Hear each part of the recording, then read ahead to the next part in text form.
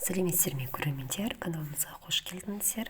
Қазір біз шашты конустың көмегімен бұралаймыз.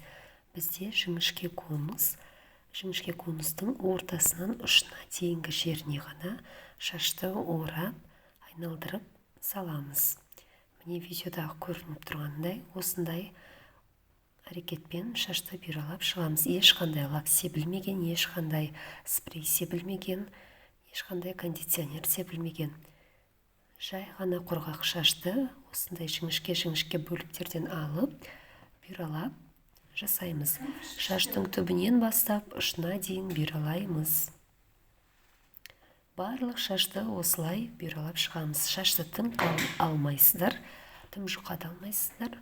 Жіңішке орта қалыңдықта осылай бұралап шығамыз. Шаштары қалың болып жатса, 4-5 бөлікке бөліп аласыздар. Әр бөліктен осындай аздап алып, бұралап отырасыздар. Конустың температурасы 220 градустан жақсы қызады. Шашқа ешқандай лак сеппейсіздер, ешқандай спрей де сеппейсіздер.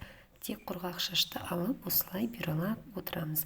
Барлық шашты осылай бұралап шығамыз. Оң жағынан сол жаққа қарай, керісінше сол жағынан оң жаққа қарай, яғни құлақтан сыртқа қарап бұраланып тұрады. Екі жағынан сыртқа қарап бұралайсыздар. Барлық шашты солай бұралап шығамыз.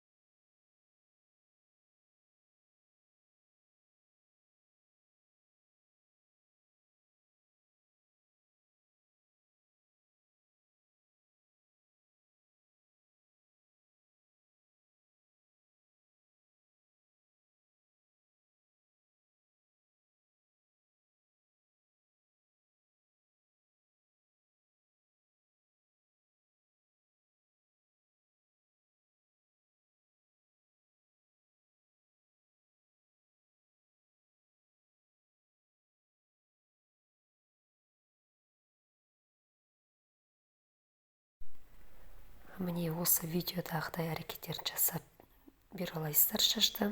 Каналымызға жазыла отырыңыздар, видеомен бөлісе отырыңыздар, лайк басып, коммент жазып, бізді қолдап отырыңыздар.